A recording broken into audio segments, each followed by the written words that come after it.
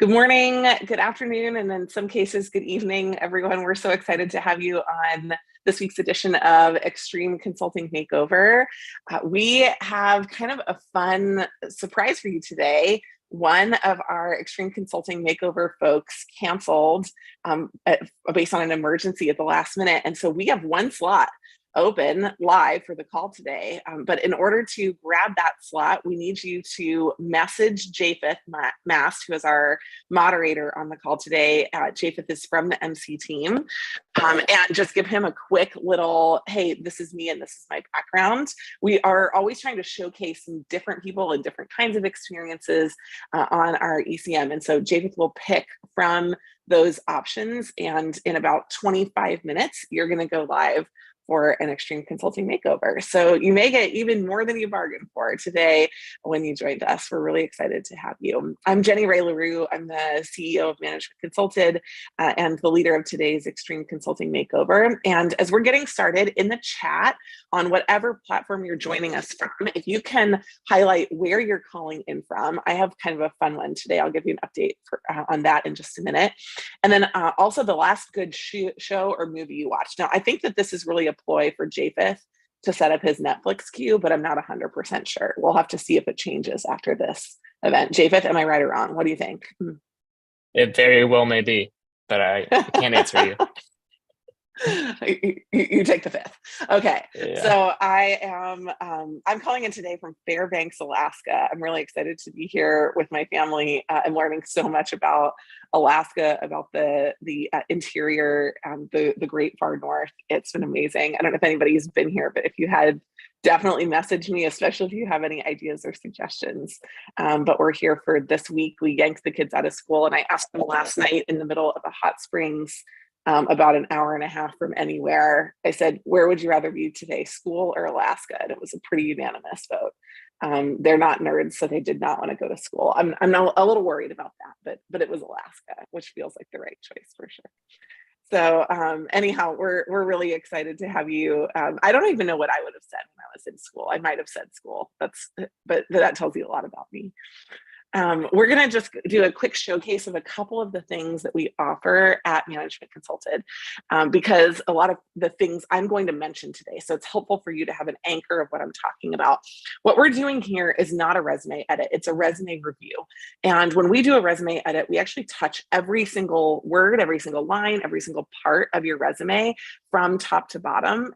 We figure out what should be there and we leave it. We figure out what the holes are and we identify those. And in a 2-round process where you get a chance in the middle to input all of the missing stuff, we work together to come up with a best practice resume that you can use for absolutely every application, consulting and beyond. This is the kind of resume that will get you into McKinsey, but also many other places as well. If you're not just interested in the resume edit, a lot of folks, especially at this time of year, are beginning to think about 2024 recruiting for 2025 positions. It feels like it's a little early, but our black belts are usually a little bit on the early end of things. They're starting early. They're really committed to getting into consulting or corporate strategy jobs, and they want to have a guide along the way. And so black belt helps you. We walk with you through 8 different one-on-one sessions for your case interview, your fit interview, your networking process, et cetera. You can use the sessions with whoever on our team and however you want to augment what you feel like the weak points are in your background process, and we will get you ready for the interview. Some people, by the way, do go beyond just the 8 sessions, but you get a continued discount on any sessions if you use those. And then finally, power presentations is our last offering today. So we do 10 one-on-one 1-hour sessions with you. If you're working and want help, or if you're working for an organization that you feel like could do better with storytelling, presenting, and effective communication, we offer that as a service to our business clients. We'd love to help you with that as well. The last thing that I want to do before I turn it over to Japheth is just call out that one of my amazing colleagues is on the call, Eden Simon. Eden is here, and she is here just to say hi to y'all, because she is the one that if you want to book an MC service, she can help you find the one that's right for you. She can say, no, this isn't right, or this isn't the right time, but she has visibility into everything that's coming for Management Consulted. And so you can jump on her calendar, you can share a little bit about your background, you can ask her questions. We want to get to know you. We really want to make sure that our services are a right fit. You don't have to apply to work for us. There's no gateway, but if it's helpful for you to talk to somebody, we are super happy to help. So Eden's link is in the calendar. You can book a 15-minute free time with her, and it'll be amazing and life-changing and encouraging, and will hopefully help you decide how you're best going to prepare for the things that are ahead of you. With that, Japheth, I'll turn it over to you to highlight a couple fun things you've seen in the chat, and also to showcase anything that you feel like we should highlight before we jump into today's session. Wonderful. Thanks, Jenny Ray. And yeah, folks, jump on Eden's calendar. It'll be the best 15 minutes of your day. So let me quickly run through the chat here and highlight a few things. So let me see. All right, we got Sean in Houston. Last good movie or show, I'm not even sure, forgive me, is Dumb Money. I love it. I'll have to check that out. We've got Mandalorian. Okay, I'm a big fan. Beckham. Wonderful. I have to confess, my last good movie was the movie Leap Year, which is a great rom-com. But if that tells you a little bit about me, I'm all for those. So you're welcome. No judgment here. This is a no judgment zone, Japheth. You can be proud about that. Oh, I am. Okay, well, for today's session, we are going to, we did get another makeover candidate, so really excited for that. So we'll have a special treat in about 30 minutes. So we've got a brave volunteer, and we'll introduce him here in about 30 minutes for that. But first off, Brian Cassidy, welcome to the call. Can you just tell us a little bit about yourself? Give us a 30-second overview of your background, and then where you're at in the recruiting process, and one or two of the kind of main struggles or roadblocks you've hit in the recruiting process. And then we will, while you're doing that, you can pull up your resume on your screen, and we'll dive right in. Okay, thank you. So kind of the 30-second overview. I've historically been in a title of enterprise sales, strategic account manager, something along those lines. It varies by company. But really the focus for me has always been on helping the client, understanding their needs, and then making a recommendation that's the best fit. The way I look at it is the discovery part of a sales process. That's where I try to focus as much attention to. So from an obstacle standpoint and struggle, one of the things that I'm getting a lot of is the lack of the consulting background, from schooling to titles. I mean, I have a consultant title for one of the roles, but other than just changing them, it's been sales focused. So it's been hard to get over the hump of you're not a salesperson. And the other one that I heard was the delivery aspect of consulting, that even though I've been involved in it, I haven't had that responsibility. So it's kind of twofold. It's, who is the first CEO ever, because you got to have experience to be CEO. So kind of that mentality. The chicken or the egg, right? Yep. Yeah. Yeah. All right. That's great. Well, we'd love to see your resume. This will help give some context. Yep. And then we can kind of dive into the background. This is a fun one for me, Brian, because we work on both sides. So we obviously have a big practice internally where we help people get into consulting firms, but we also work on the sales side. And really what we're asking sales organizations to do is to help their people become better consultants. That's why they hire us, to bring them in, because they feel like if people are better in the, not just the consultative process, but actually consulting, like business problem solving, Right. that when you have aligned outcomes, you'll do great. So my best guess is that good salespeople have already done that pretty effectively. We just have to communicate it. So, can you just give me maybe 1 to 3 target firms that either you've talked to or you'd love to have as a potential on your radar? I think that would also help me kind of through the lens of this, and then I'll dive into your resume. Okay, so SEI was one that I got to the office principal. That's where I heard the delivery aspect, which is not what me or the person that referred me expected. Okay. I would say McKinsey is another, just knowing their history.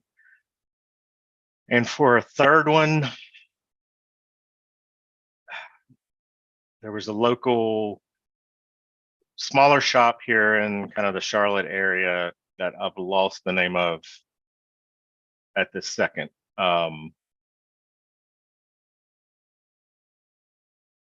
Maybe Caps, it wasn't Capstone, but it was something similar. They were a smaller firm. Okay. But they were local, and you know, some of the benefits were still there. Love it. Okay. And then do you want to stay living you're in Charlotte right now? Yes. Okay. Do you want to stay in Charlotte? The answer can be yes. It doesn't have to be unfortunately at all. I've been here 16 plus years, and it's kind of a gateway to get everywhere quickly. So Charlotte's amazing. Also, one of my good friends just opened his brewery in Charlotte. So I mean, you can't leave now. You know, gotta stay. Well, you have to give me the name of that brewery so I can go visit. See, we're getting the important work done here. Yes. So, I think that limitations are awesome. Actually, I never worry about having them because I think they provide focus and the right kind of boundaries. I don't think that what's best is to be like, I'll work anywhere and do anything and work for anybody. I think it's actually awesome to say, no, you know, these are the kinds of positions I'm looking for. Also, how long has your career been? Like, how many years are we talking about in career? Because I can only see the first page of this right now. Spent almost, I would say, over 20 years from a resume perspective. It's right at 20 years. Okay. I just didn't have a lot of stuff before that would be valuable. So. Okay, awesome. So I'm going to talk outside of the resume first, then I'm going to come to the resume. Okay. So when we look at a background like yours, one of the questions that we get all the time is, am I too old for this? Right? Like, are they only hiring younger people?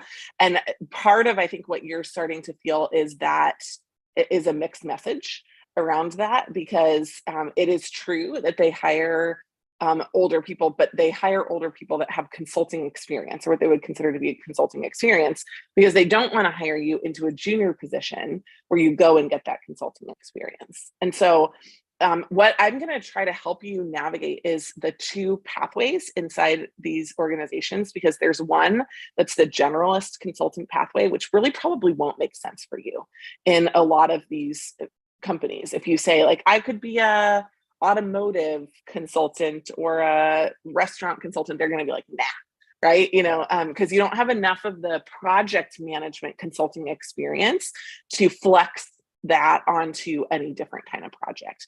But what you do have, and I can see this right away, but I think we're going to try to pop this out and then use that to emphasize who you talk to. What you do have is a lot of expertise. Right. And so this is the opposite of what we recommend junior people do when they come in and they're like, look, I've got 1 year in tech. We're like, sorry, you're not a tech expert. Right. For you, we say the opposite, which is lean into that, because what you want to find are firms that are really interested in developing a growing practice in an area where you do already have business relationships and where you can sell and deliver, and where you can lean on some of your like product and industry knowledge as you're building some of those outcomes, and actually where you might have less of a day-to-day like engagement manager role, right? So you have to let them know that, sure, like you can manage to delivery, but your main gift is going to be sales.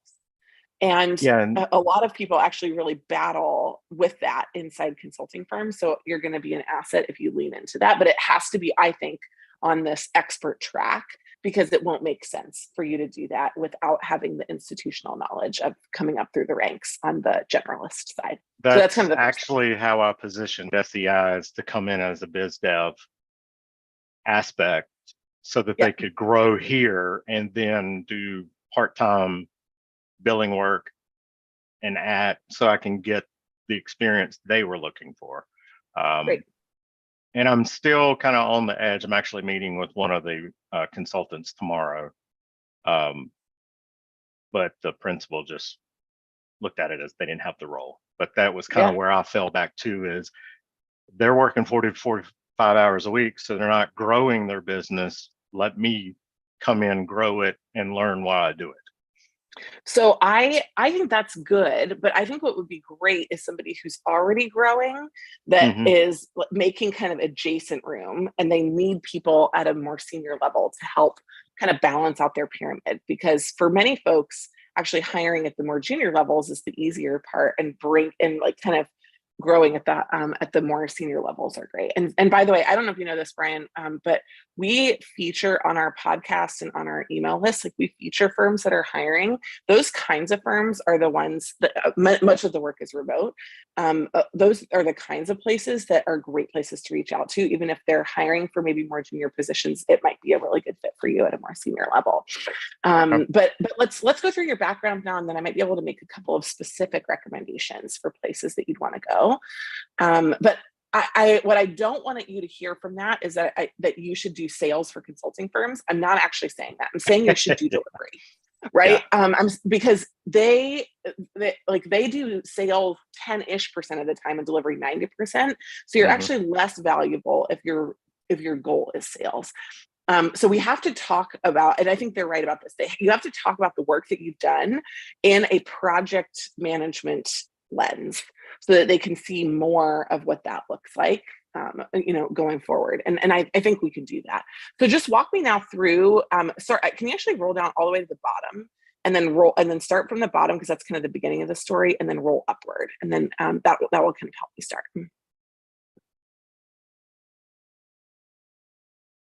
Okay, love it. So we've got Bachelor of Science in Business Administration, professional development.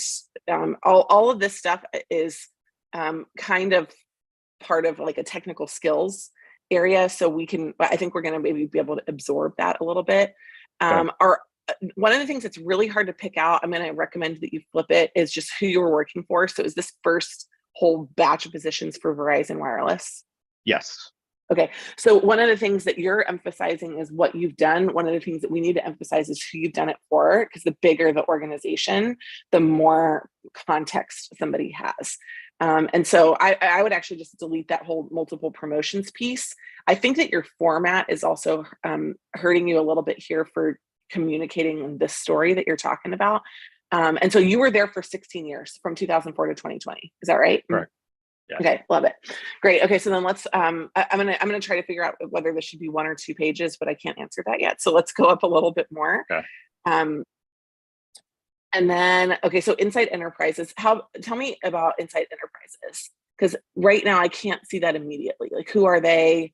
What are they? Yeah. So they are in the IT services business, so focusing on digital transformation. Basically, I would go in and find the projects and sell the team to do the work. So anything from cloud, data, AI, IoT, application, modern work, transformation from a project manager or business analysis standpoint. Great.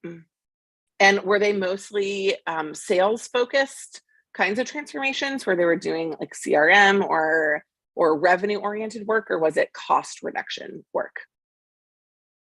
In terms of with the clients? Yes. There's a little of both. There are examples where the ROI was 10 million, and there's examples of they were doing the work because they had to. Okay. It wasn't an ROI situation. It's one of the things that you just don't ask if they say, let's go. And there's not a need to understand in some of them. Great. I'm just going to dive one level deeper right here before I move up to the next one. I think in general, the communication of your structure, if you want to communicate that I was a consultant who sold, is to say what the overall revenue was that you delivered while you were in a role or on an annual basis, whatever you feel like is like for Verizon, right? It doesn't really make sense to kind of say that you delivered X over 16 years. It's just going to be like an unreasonable number. But if it was kind of like I have it. I had to convert it to get the job at Insight. So I've got it somewhere. Great. So highlighting something like, right, you delivered over $1 million a year of project work, or over $5 million a year of project work, whatever it was. And then underneath it will be kind of the bullet points, not about the revenue. The revenue metric becomes less relevant, but the client delivery becomes relevant at that point. Like, what did you do for the client, and what did the project do for them? And I think if you can communicate because right now we're mixing what revenue you made and what the client got in these bullet points. And so if you can just tell me upfront, like, we made this much and here's what the client got for it, it's going to come across as a clearer, delivery of the actual project there. Okay. I think we can keep going up now. You can roll back to page 1. Great. Here we go. So SHI, IT service consultant. So tell me just a little bit about that one. So that one was focused still in the same industries, but I was supporting account executives. So I was not a direct seller. I was more of an indirect seller. I was brought in for services, as well as kind of providing enablement for those reps to get to a point to bring me in. Yeah. And this one though still looks like super salesy. And so yeah, I've noticed that as you've been talking, I've realized that. So it's not bad if you want to highlight your sales experience, but I think you can use the sales delivery piece for sales jobs, but you can't use this as much for consulting roles, right? Because because in both situations, you're going to tell me you delivered, and that you delivered, at a certain level, and that's going to help me know that you can sell. But I think that really that alignment with the customer perspective is what's missing that could be helpful here. Yeah. And then core BTS, tell me about that one too. Same industry, growing territory. So it was short-lived, which the mutual departure I'm pulling off of everything. And I've never seen that before. I kind of like it. That's how I describe getting let go. Essentially, new management came in. They brought their team. I wasn't part of it. Yep. So it was your mutual departure, meaning I did not. Brian, this is where you got to lead into your age. And you just got to take that whole thing off and make everything not the months, but the years. So 2021 to 2023 is SHI, and that's the start of your story, because you're going to have more to talk about. You're probably not going to want to talk about core BTS anyhow when you're interviewing. So let's just take it off the resume. If somebody's doing a background check and you were, and you weren't there on an ad hoc basis, if it's not a 1099 position, but a W-2 position, it's going to show up on a background check. You can let them know at that point why it was on there. But I don't really think that that's going to make a huge impact on your story overall. Well, that's good, because I'm tired of answering questions about the stint. So anyhow, I think that's at least going to help you clean up some of this. So then what I'm going to recommend is that anytime we look at a resume, even if you've got the long experience you have, I'm going to recommend we try to get it to a page, just because people are going to engage with it better at a page. I don't know for sure that we could do that, like if I got my hands dirty on your resume, but because of your Verizon experience being so long and me not wanting to talk about every individual part of it in the same way that you might want to talk about that, I think that you have the opportunity to kind of trim down that experience as a start. But I think that's the overall positioning of what I'm talking about is the missing piece here, which is that like you need to tell me at Verizon what the company got, and then you need to tell me how you did it, right? And then I think if you can kind of reorient each one of your three major roles, the Insight Enterprises, the SHI, and the Verizon, around those two pieces, like these are the ultimate results that I delivered, and these were the ways that I did it. And one of the ways that you can do that, you're going to need a little bit more content to start the Insight Enterprises and the SHI, just because for both of them, you have to explain to me a little bit more about what they do, because most organizations wouldn't necessarily know that. So tell me who they are, what you did for them. Like for Verizon, you don't necessarily have to do that, but you can say like, for whatever team at Verizon, this is what I did, and then this is how I did it.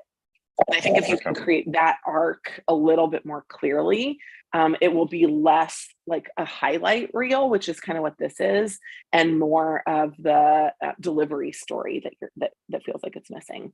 A couple other things just to highlight in the content, and then I want to zoom back up to who you should be talking to.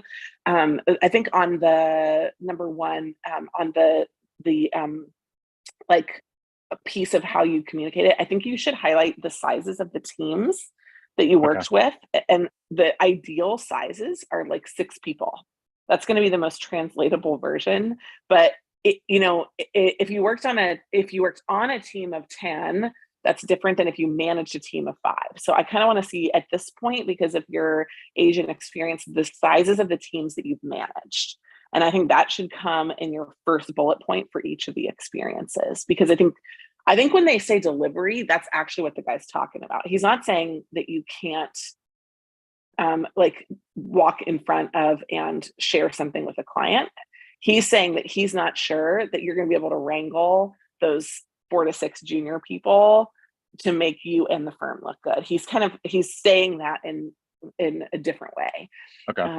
And so I think what some people are going to see from you, if you don't answer that question for them in their resume and in their conversation, is that you're like a solo operator, right? You're the guy who can go out on your own and sell. So you've got to tell me that you can bring a team along with you, because that's, like I said, that you're the missing link in the organization where they can staff more junior people, but they need somebody to pull it together and finish the job and get the client deliverable out the door. And actually like manage the people that will be required to do that. And so I think you need to answer that question for them as well. I would try cutting your whole first and last part, like this developing, and executing comprehensive strategic plans for Fortune 500 companies. I try cutting it. And what we do is we try first, Brian, to see if we can put all of what we're trying to say in your core experiences. And anything that we feel like is missing, we'll give ourselves like 2 lines at the beginning or a bullet point at the end in that final section that kind of highlights the core technical skills. If you didn't highlight them in your professional experience, you can kind of group those all together. Like these are all the programs that I've worked with. They're all the like major client interfaces that I've worked with, right? And I think for anything tech or IT related, it's great to have that. It's kind of good for AI readers of your resume. It's good to have it in there, but you don't need to expound on it so much, because I think it's crowding out the core of your story here. So I would, if I were editing your resume, just kind of final things here, I would pull out that whole first dark section before professional experience. I would pull out BTS. I would not delete them, but I would just move them to the bottom, and I would try to create a 1-page resume, including your professional experience. You've got your, education experience. I'd put that down toward the bottom. And then I'd put one kind of other or personal category that included your technical expertise. There's no interests line. There's no kind of third dimension of who you are as a probably pretty fun person on your resume. Maybe like one bullet point that tells me something that would spark a conversation about places you like to travel to, or sports teams that you follow, or random things that you enjoy doing. And then if there's anything else from your community, other kind of like third dimension things that might just highlight the depth of who you are, you can pop those in those. I would try to see if you can get to 1 page with that, and then I would go back to the rest of it and see if you need to repopulate it. So yeah, Let me just spend I think we've got about 2 more minutes before I need to roll over to our second. Okay. I always want to say victim. It doesn't feel like the right word though, but Contestant. Use contestant. second contestant. Yes, thank you. So I think you should be talking to really large, like organizations with big IT presences. So I'm going to just rattle off a list of a couple that have come to mind since we've been talking, because they often will find people who have great business experience but don't have the depth of work in IT, or they'll find people with great IT experience with no business experience, like nada. And you are a great blend between the two of those because of your work in the industries that you worked in. So I would look at Dell. Dell has a very large kind of consultative sales practice. And a lot of these, they do what you've kind of done before, just at a bigger scale. Like they do more like what you probably did at Verizon, where you're basically selling big like enterprise services, and then they're delivering it on the IT side. But they have an opportunity there. IBM, I would look at. Accenture. All of these are just like they're great firms. They're big, and they rebrand you kind of into that bigger sales category too. So Dell, IBM, Accenture.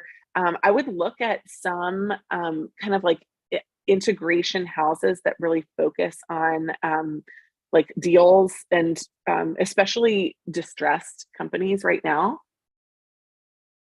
You're going to do the work that you're going to do is not going to be a direct fit for them, but they're going to be really good places where they could send you. So like Alvarez and Marcel is one of the busiest firms that we know right now.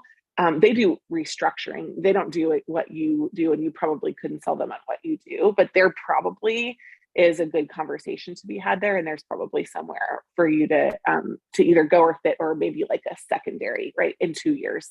Once you go to one of these other places, it might be a really good place to start. But I would try to go for like big remote organizations that would enable you to do this kind of consultative selling process, really manage a team on the whole delivery from beginning to end, and then see if you could kind of move forward in that way. So those are a few of the places that I would start and really begin your like active searching. Okay. Real quick, from the LinkedIn profile perspective, yeah. If I'm also looking at sales roles, is it okay to have that, or do I need to incorporate it all? Yeah, I mean, you can have sales roles, and can and should. That's great on LinkedIn, but I think the way that you need to communicate it is very similar to the way that we're talking about here, because I think you're going to hit two birds, one stone, right? So you communicate, I sold this, or like we as a company delivered X based on what I touched, and then here's what the clients got from it. Because if you align yourself with the client rewards, you're going to find yourself actively interested, and people will be interested in sales roles for you, but also in these types of consulting roles. Okay. A lot of these firms that I just mentioned, their consulting arm is a pre-sales arm. Yeah. Right. They go in and they figure out where the bodies are buried, and then they sell 5 years worth of work to solve it. And so that's a lot of what you would be doing. It would be more on this client delivery side. Oh, I didn't mention Deloitte. Deloitte is like a behemoth, but Deloitte is probably one of the best in the business for this as well. Okay. Thank you so much. And then look in the Southeast region for offices. Some of them will have them in Charlotte, but you can be based out of Atlanta easily for other ones of these too. So find where your most warm leads are, right? Who wants to talk to you? And then do what you do in sales, right? Here's what I'm thinking. What are you thinking? And then like let them advise you through the navigation of their very complicated internal processes. So don't apply for open roles. Find people that can be advocates for you, because that's really the only way to succeed at this point in your career. Yeah. Thank you. I greatly appreciate it. And thanks, Brian. We can't wait to see your after. We'll share it with everybody, and hopefully we can find some opportunities for you that way too. All right. Sounds great. Japheth, over to you. Sweet. Thank you, Brian, for coming on. Yeah, please send us your after, and we'll share it with folks on the call so they can see the transformation there. All right. Well, in 2 minutes, we're gonna transition to our next what was the word? Contestant. But Jenny Ray, while we're getting that set up, can you quickly talk to us about a couple of these upcoming programs? Yeah, totally. I mean, Brian, you could join us if you want to for Strategy Sprint. We'd love to have you.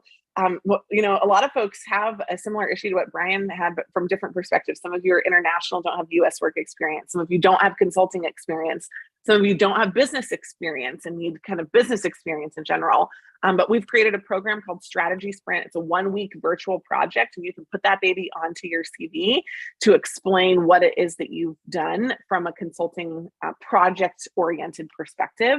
And we have 2 seats left. We're running one from November 4th through 10th, totally virtual.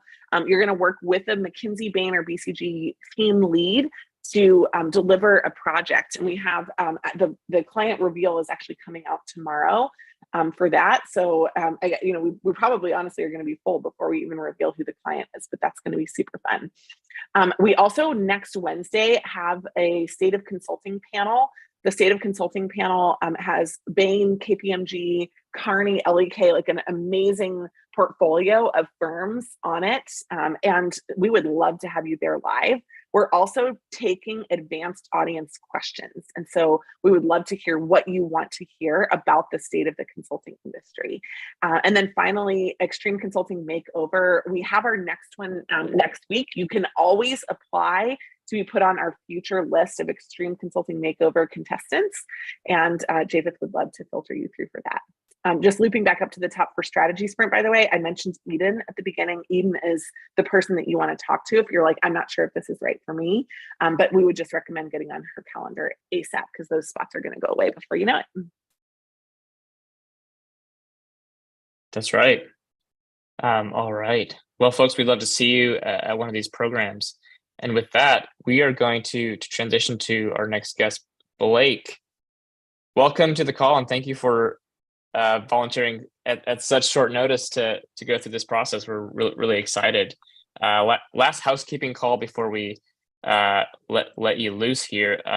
We'll take some questions at the end, and I'll answer them in the chat as well. So feel free to pop those in the chat, and we'll either answer them there or live towards the end of the call. But hope to get to as many of those as we can. All right, Blake, go for it. Glad to be here. I was lucky to make it. So I'll give a quick, I actually was at the gym and just listening, but then kind of ran home for this. So glad to be in. That's awesome. We love that attitude. I will give a quick run through. I'm a second-year MBA candidate. I'm at a non-target school, so it's a big barrier I'm running into. I mean, the market is what it is too for MBA candidates, so I'm sure you guys are fully aware. So a big thing that I run into is simply pedigree issues, as well as people are just not hiring. So some of the firms that I've been targeting, though, primarily in the healthcare sector too, have been Oliver Wyman, those tier 2 LEKs, Alex Partners, Kearney, as well as the big 4, the boutique, some smaller boutiques. I'm just going to not mention them just because they may be not known to everyone. But obviously I'd be interested in MBB, but I know those are Hail Marys, so they are what they are. But love to go through the resume, talk to you guys about where you think the improvements could be made, because I feel very prepped thanks to you guys and the great coach I have here for interviews, but have struggled to obtain one at the moment. Great. Second-year MBA, you said, right? Correct. Yeah. So all right. Yeah. Okay. So show us your resume, because it may be resume, but it might be some of these other structural factors, and so we're gonna have to figure out how to loop in through back doors, which is going to be valuable, important, and awesome. Okay, amazing. What's up, Penn State? I'm a Lancaster, Pennsylvania. That was where I grew up. So Montgomery County, so outside of Philly. Amazing, yeah. So 40 to 50% of my high school rate went to Penn State, and ours was probably closer to 70. Yeah, amazing. And then awesome. So NC State. Oh, I love that you founded the MBA Consulting Club. Great. President of Finance Club. GPA, great GPA. One just quick thing, you can slim down just when you started. Like you can just put your graduation dates up there. That's a very small technical issue, but it might help. Okay, great. And so then looking from the bottom to the top. So new res was not healthcare, but just Gilead was. Is that right? Correct. Yeah. Okay, great. This is again really small issue, but make sure you either have like all caps or not all caps for the names. So Oh, just consistency. that's just how they do it. That's like Clemmer's Logistics is all caps. Their whole name is all caps. Got it. Okay, I thought you were looking at new res. I see. Oh, I was like, no. I was like, I was trying to figure that out. So either you can put them all as all caps, but it just either put them all as all caps or all as so, and those are just little things that are gonna like, we don't want to create that as an issue. The additional info is great. Microsoft Suite, honestly, unless you're calling out something specific about Microsoft other than like PowerPoint and Excel, I would probably just put Excel or some kind of like Excel parentheses macros if you feel like you're able to do something specific in Excel, and then anything else outside of PowerPoint, Excel, and Word, right? In the Microsoft Suite. I think you should add a line for interests just to kind of add that human component at the bottom. Page with it. What's that? I wasn't able to keep it with one page to one. Oh yeah, page. we'll cut something. Don't worry. That's important. I think. Yeah, I'm ruthless when it comes to this. So then I'm going to just start from the bottom and go to the top. So, because I want you to kind of tell me a little bit about what you did in each of these roles. And then overall, you have a pretty clean design, no major issues there. But yeah, let's just start with Clemmer's and then go, from top to bottom, and we'll kind of highlight what's on there. So what did you do at Clemmer's? Operations assistant. But I don't know what Clemmer's is. So I feel like we need some more context behind these actual experiences on the resume. Yeah. So Clemmer's was a mid-level, medium-sized logistics firms. They do all things that encompass trucking, from moving to, wide loads, pickups, everything. So I was in the operations side, mostly on a business, just analyzing where we can improve things along those lines, assisting mostly on routes, and then as well as just any business areas where we can get our hands on. So where can we utilize trucks? Where can we utilize our fleet? Where can we maximize efficiency and stuff along those lines? So it was a pretty general role fresh out of undergrad, but that's kind of what allowed me to do some of the projects I did, like the main one I highlight. And I was there for a year, so it was very quick, but was the automation that we did. So I was able to highlight that and actually pitch it and move it forward to the company. So that was kind of one of the bigger things I mentioned. But I think one of the issues I run into, though, is that it is a quicker stint in my career. But that's all right. It's the first thing that you did, and it's kind of an early analytical role. I just think you could probably tell the story in a little bit more of a convincing way. I'm going to use this one as an experience, even though it's probably the least relevant, but it's the easiest to bite off and chew. So I think that the first bullet should basically be for mid-level logistics firm with X contracts, or like moving X of whatever, like give me a volume of what they did, or for a $20 million, if you can kind of classify whatever the size range is. And then like highlight your overall role in the first line, right? Mm-hmm. So identified cost saving opportunities through digitization. And then in the second line, tell me what you analyze, because you've got on here that you led it for truck maintenance, paperwork, and driver routes, and then what your result was. But I feel like if you told me that you analyzed 20,000 driver routes, or 16 paperwork touches, or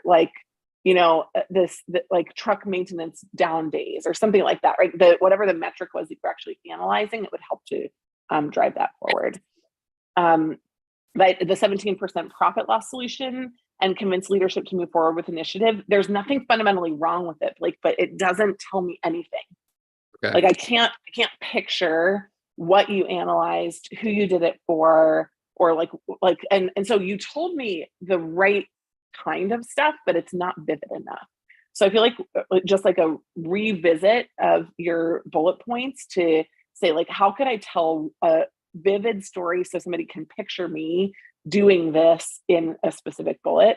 That's what I would recommend. And so Clemmer's should be about the same size, but I would try to kind of rewrite what you would put for that. And I think we're going to do that as we go up through the resume as well. So now give me just the high level context of FinFin.me.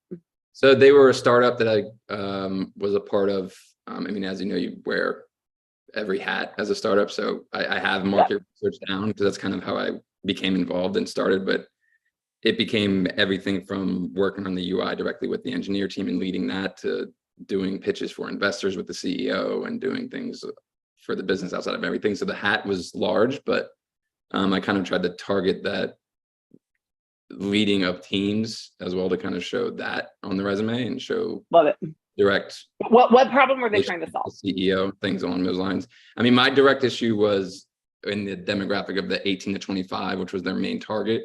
And that's kind of how I was a part of it in creating a user interface for their profiles, as well as an interactive geo map that they were building out. And my initiative was really targeting that 18 to 25 demographic and finding. But what did the business try to do? What were they trying to do? They were building kind of a Reddit and Yelp combination. So they were trying to find ways to connect people that were looking for specific things. And they could, so the example we always used is if you're a mother with like an autistic child and you'd like to connect with people that have reviews of maybe doctors or schools or things that you can get to. So you were able to connect with people via profiles and then via geo maps, kind of build a community as to stuff around you that has reviews and shows you your connections that have used them. So you can get connected that way, if that makes a little bit more sense in context. Yeah, that's helpful. So again, I think that's some of the context that's missing there, just because people, when they're reading this, they don't want your job description only. They need to know kind of like who it was for, what it was about. And I would actually separate that out just because I'm looking at your dates now. You kind of went from Clemmers actually to New Res as your full-time job, it looks like, but that was a parallel thing that you were doing. I would actually pull it into a leadership section. We do that with a lot of entrepreneurial experiences. And I think that would highlight, because it's like a little bit of a left turn in your roles. And it would feel like it was more of a kind of seamless progression if you go from Clemmers to New Res. So let's talk about New Res quickly. What do you want to highlight out of New Res? What do you want people to take away from that?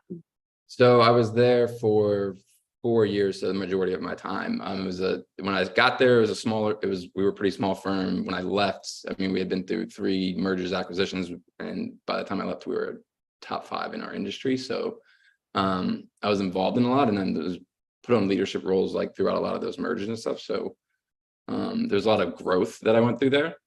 It's a lot of, I don't know, it's not like a blue chip role, I think is the problem I'm running into, where it's a lot of loan analyst work and putting portfolios together, which is a little bit niche.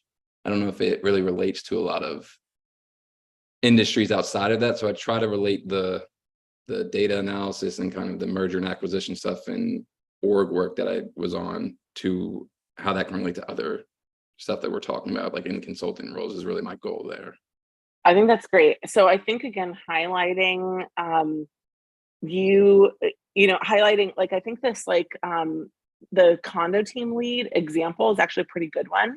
Managed team of 5 junior analysts. You can always, by the way, on resumes, write numbers as numbers. You never have to use English rules. What a dumb English rule to that numbers under 10 have to be written out as words. But you can write that as the number 5. Junior analysts to consistently deliver. You can take out consistently, right? You can take out these like caveat words and punch your language a little bit more, right? To deliver 20 to 30 loans per team member each month. So just tell me total to deliver like 100 to 150 loans or whatever, right, per month instead of per team member per month. Don't make me do the math. Give me the bigger number, right? Met or exceeded monthly goals. Don't worry about that. Like I'm generally going to assume that if you didn't meet your goals, you got fired, and if you got promoted, you met your goals. So you can take off some of that stuff. But that first line is a great example of what you can do to tell me what you did like inside the company. And then the other bullet points, the streamlined condo loan prep process, resulting in 20% increase. But like, I need to know a little bit more about how. So the first line is what you did for the company. The second line is what you did the first one is what you did with the company. The second line is what you did for the company, right? Like those project type of things. But just make sure that you highlight, instead of having all of them. I think in the loan analyst one, it's kind of like all the what I did for the company bullet points. It's all of your projects. So make sure you give me that anchor in the first bullet point and then highlight the rest of the stuff. But for New Res, you probably could pare down that a little bit, I think, and get that down to a slimmer experience, because like you said, it's not going to be your most relevant thing for everything that you're going to talk about. Okay, let's talk about the most recent one. All right. And this was just the internship over the summer. So context. Yeah. There. Love it. And most people will probably know who Gilead is. But again, you might want to highlight who you were direct reporting to, or what the size of your team was. Like maybe everybody won't know the value and access team. Like inside consulting, some people would or wouldn't know that. And so you could highlight, right, for a 8-person team, you created this, or for the VP of whatever. What's that? Just next to the role, like under commercial IT. Or even under the first bullet point, because this, you kind of have this like first, piece that's there. Let's see here. I don't think you need everything here either. I would kind of reorient. I really like this.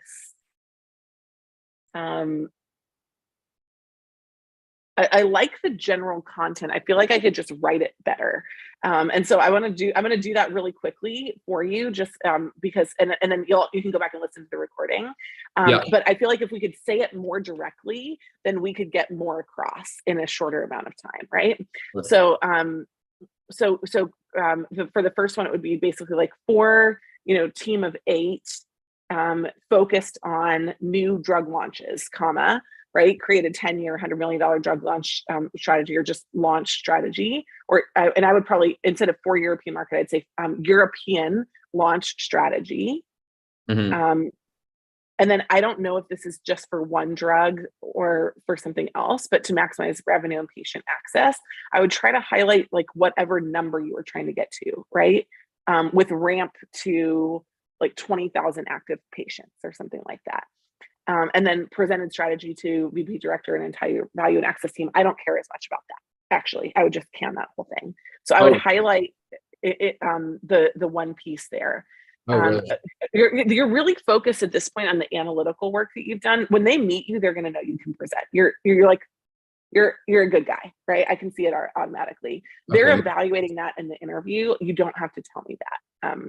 The only reason, so they were, one of the career coaches here is ex-McKinsey, was like, I need to see 3 things. Like one of them is obviously the analytical ability to succeed. And then the third is like highlighting C-suite or high level interaction.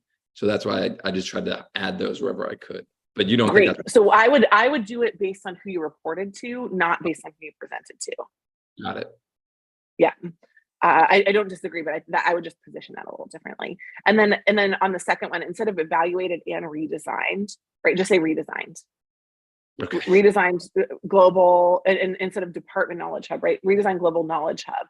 So using fewer words to get the same point across. I do this all the time. I like look and I'm like, what can we cut? What can we cut? Yeah, to increase bullet points usage. Yeah, exactly. To increase usage, right? Currently under 10%, from 10% to whatever, to 40% target or something like that. Improve layout, provide one-stop shop for 6 major departments and 100 plus employees. And again, you can move the 6 major departments and 100 plus employees, but you don't even need the word major, right? Again, redesigned global knowledge hub for 6 departments and 100 plus employees to increase usage from 10% to target of 40% or something like that. Right. So the more direct you can use your language. I really like your school stuff. I still feel like if you got any scholarships, what was your GPA not above a 3.5 at Smeel? It's 3.4. Okay. And I don't know what you got on your GMAT. If it was above a 700, I'd probably put that on there. I don't know if you took the GMAT or the GRE, but kind of whatever. If there's anything else that you could add under education, I think it'd be fine. But I think you should lean into the Gilead, and I think you should lean into the new res experiences. Just really trying to focus those. And then the last thing that I want to talk about, because I know I only have a couple final minutes, and then I'll take a question or two from you, is I think that like Big Four is the right place for you, because there are, and so here's the reality, right? Second year MBA is really tough market. You know this. Going Do you not want to go back to Gilead, or can you not go back to Gilead? What's the open door there? What's your option, Gilead? It's up in the air. They have a hiring freeze as well, so they're working on headcount. They're figuring things out. But I mean, I think it's an open door. So my manager was ex PwC. I mean, he's recommended me to Gilead. He's recommended me to PwC, to like a couple of their consulting firms. So it's a pretty open door, I think, if possible. There's other factors they don't have control over. So one of the hardest things about the work that we do is trying to like play whack-a-mole, right? Because the opportunities pop up over here, and then it'll be like in New Jersey, not in New York, but in New Jersey. And there's like an opportunity that pops up. And then, but what is always happening kind of behind the scenes is that people are like pulling in the people that are in their network to fill open roles when they happen. And one of the challenges that you have is that you're kind of in no man's land just in terms of your timeline. So I actually don't think you have anything to worry about. If we can polish up your story and your resume, Blake, I think that you're going to have a job by the time you graduate. It's just really stressful not to have one right now. Like you feel like you kind of should at this point in your MBA, but a lot of the firms, they're not hiring freezes. They're just like not forward hiring is a better way to say it. Right. Right. Because they don't want to hire you for next August. They have no visibility into what next August is going to hold for them. Like, will we even have a Speaker of the House by next August? Right. Like, will we, how many wars are we going to be fighting in which different places? And like, what will our economy be doing? There's just a lot of things that are in the air at the moment. And so firms have really scaled back on their permanence, their view of permanence. But they are hiring. They're hiring for jobs tomorrow, though, right? Like they're hiring for roles that they know they already sold, that they're trying to staff up. And that's one of the challenges. It's just like, it's like whack-a-mole. They kind of pop up, but they pop up pretty quickly, and you have to be ready to jump on them. So I would work on both the healthcare and potentially the financial services. If you liked financial services enough, like dual track those internal conversations with healthcare and financial services. I'd look at PE. We're seeing still a lot of deal activity actually in PE, less a little bit on the diligence phase and more on the post acquisition phase. But even on the diligence phase, like people are spending more money and more time doing diligence before they deploy capital. So they raised capital in really cheap interest rate environments, but they want to deploy it super wisely now because it's not free anymore at all. And so I think like and also, right, stay in touch. If you're not on our email list, if you might be already, but like stay in touch with the firms that we're highlighting, because 100% of them are hiring, and I think they would love your profile. You have a great background. You're just spending time with you on the phone for a couple minutes, like you're hungry, you're going to be a great fit for a lot of these places. And so just, retell the story a little bit, but then just keep knocking on the door. But don't push, I need a job now. Push, I want a job when they open. Tell me when they open. I think that's like the message that you need to send to these orgs, and you're going to find a job. I know that probably doesn't sound good to you, but you are going to find a job. It's going to be great. It just might take a little bit longer in the season to do that. Yeah, my concern isn't that I don't have it right now, like in hand. My concern is that the cycle is closing, and I mean they say so. You mentioned Big Four. I mean everyone I've talked to, they took the interns they have, and they're not side of that. Like didn't even open the door for second-year MBA. Right, like right. Yeah, and Columbia Business School or NC State, like nothing, right? Nowhere. Yeah. Mm-hmm. At least that's what I'm told. So maybe they still went to. No, it's true. No, it's true. It's absolutely true. Mm-hmm. And then my concern is the cycle is kind of closing right under. It's big in the fall, and they say we may open up in the spring. We're keeping you earmarked and stuff like that. But I don't know. Is it just kind of waiting around till that time, and then it makes sense where I'm not a 6-month wait to be staffed onto something, and so keep things open for those experienced hires in the spring and stuff like that? Is that kind of what you're saying? Yeah, I'm saying that they are going to open hiring in the spring. Right. They're actually always hiring for people who are available. What they're worried about is that 12-month lead time right now. And so I would open up the door now and basically say, I want a job and I don't care when it happens, right? Like this is something that I really want to do. What is the best way? Your question, instead of like, can you offer me an interview, which is the normal ask of like, would you refer me to an interview at the end of a networking call? Your question right now is, are you able to, what is the best way for me to keep in touch with Mhm. opportunities that aren't posted, right? For when you have a team that has just in demand hiring, like who is the person, where is the place that I need to be in order to have access to those? Because I'm ready to interview at a moment's notice. I'm cool with waiting for y'all and your timeline, but I just don't want to miss that because it's not widely publicized. And so like get them to be your advisors inside the org, and then just check in, like put an 8-week check-in timeline on a little CRM or on your calendar, just raw on your calendar, and check in like that so that you can keep in touch with those roles. And then in the meantime, keep casting your net out into some of these other firms. But you're right that you are not hearing anything that is because you're at NC State. That what you're hearing is not because you're there. What you're hearing is market. Yeah, I know the position I'm at too. Like it's the barriers are larger being an NC State, so it is what it is, but then the market as well. So I mean, it is. I'm just trying to do the most I can with what I can control. Yeah, but keep the conversation going internally with both healthcare and financial services firms, because having a name brand like great opportunity on the table that you haven't accepted but you go for, or you just let them know I can't accept it now because there's actually something else I'm going for first, but I may change my mind. Are we open to keeping this conversation open? I think you're going to find that a lot of the firms are open to deferring that conversation from your side, so it can play to your advantage if you're waiting for some of these other roles to open up. You can have all the conversations concurrently and then just kind of see what the timeline looks like on the other side. Thank you so much. That's great advice. Yeah, we'd love to see your resume afterwards, and are happy to, just kind of help punch it up a little bit more. But I think you've got really good experience. I don't want you to feel like your experience isn't what they're looking for. I think it's solid, and bright futures for you. Looking forward to seeing what happens. Awesome. That's reassuring. Thank you. Amazing. Awesome. Japheth, back to you. Yeah. You want to take 1 or 2 questions?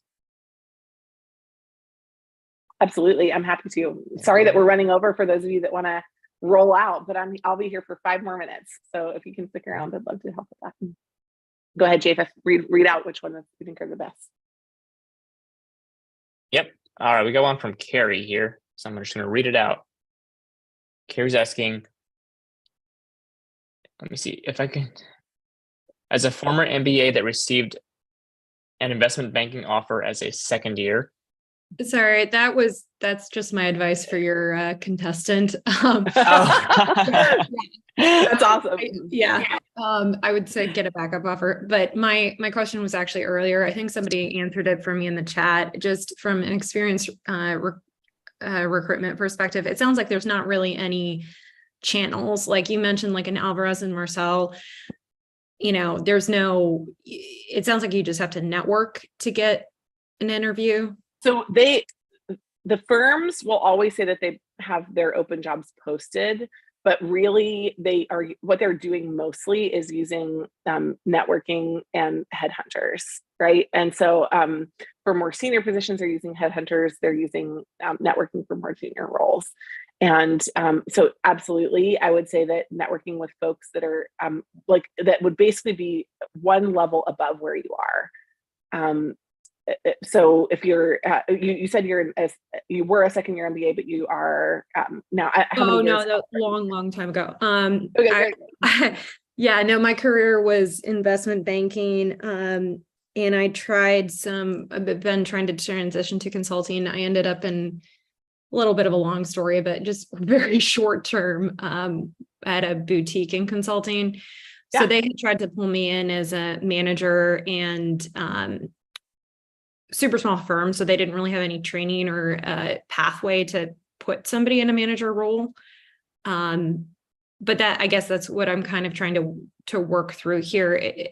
When you say experience versus entry level, what is junior and what is experienced? Or up to 5 years out of an MBA is junior, okay. And then anything else is would be considered more senior. So title wise, I guess, what is that? Wouldn't that be nice to have the same as banking? Banking has like gotten their ducks in a row on that, and consultants are freaking rogue. So it literally could be like a manager, an engagement manager, a principal, a partner, or something else in that regular sphere. So they have there's no standardization, and it's incredibly frustrating. We do have a kind of a decoding on our consulting firm directory where you can go through different firms and kind of identify like what they call their positions, but it's not super easy to figure out. So delightfully they make it hard. I think, Carrie, one of the things that you're talking about though in general is that there is this like big question. I think that's why there's so much interest in this panel that we're doing next week, the State of the Consulting Industry panel. Like Blake, right, for you too, who is actually hiring, and why are they hiring, and where are they hiring? Like where are these like phantom open positions? Because we get them and we're becoming like a target school for our population, right? We actually filled an entire firm's incoming intern class, 30 people for this most recent summer. Through our channel, but a lot of the firms, because they recognize that their target schools limit them in terms of overall population. And so we're really like helping different firms. And so we can see that they're hiring, but we can't see every firm. We can't see everything that's happening. If it's hard for us to see it when we're in the middle of the ecosystem, it's super hard for y'all to see it. And so when we recommend networking, we also love it if you kind of parlay stuff back to us and you say like, this firm is not hiring, right? Tell us. And we will keep updating this community with the opportunities that we see. Next week on the Wednesday call, the firms that are hiring are going to tell you where they're hiring and what for, and when they will be hiring if they're not hiring now. So we know that there's a desire to hear more about that. We're working on bringing that to you. Great. Cool. Thanks, Carrie. Thanks, Jenny Ray. Thanks all. That'll do it for us today. We'll make sure everybody gets the recording of this later this week. And if you have applied for a makeover, we will be filling the like November slots this week. So you may be getting an email from me. So please, stay tuned to your email for that. Lastly, we've got 2 spots left in Strategy Sprint. Love to have you join. And if there's any questions we weren't able to get to, reach out to us. We'd love to answer over email. It's team@managementconsultants.com, and we do our best to respond within 24 hours. So look forward to seeing you here or on email or in another live event soon. Love it. Thanks, y'all. Appreciate it. Thanks, Blake. Thanks, Brian. Appreciate you guys. Thank you. Look forward to supporting you. Yep, cheering you on. Thank you. Take care. Bye, everyone. Have a good day.